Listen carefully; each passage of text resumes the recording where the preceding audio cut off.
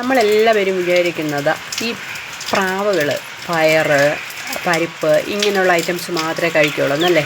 അല്ല കേട്ടോ. നമ്മുടെ ചോറും കറികളും എല്ലാം ഈ പ്രാവ് കൂട്ടങ്ങൾ കഴിക്കും. ഇതാ കണ്ടോ, ഞാൻ ബാക്കി വന്ന ചോറ്, ഇന്നലെ വന്ന ചോറെല്ലാം എടുത്ത് രാവിലെ ഞാൻ പ്രാവുകൾക്ക് കൊടുത്തതാണ്. ഇതാ കണ്ടോ, എല്ലാവരും ആർത്തിയോടെ കഴിക്കുന്നത് കണ്ടോ.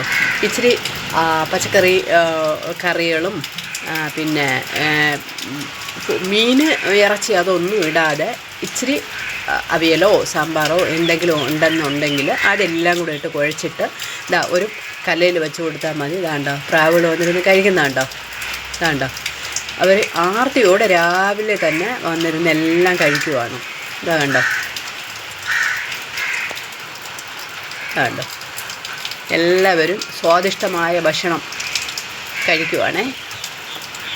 അപ്പോൾ നിങ്ങളും ബാക്കി വരുന്ന ചോറ്, കറികൾ ഇതൊന്നും എടുത്ത് വേസ്റ്റാക്കി കളയാതെ ഇങ്ങനെ വെച്ച് കൊടുത്താൽ ജീവികൾ വന്ന് കഴിച്ചിട്ട് പോകും. Okay, by.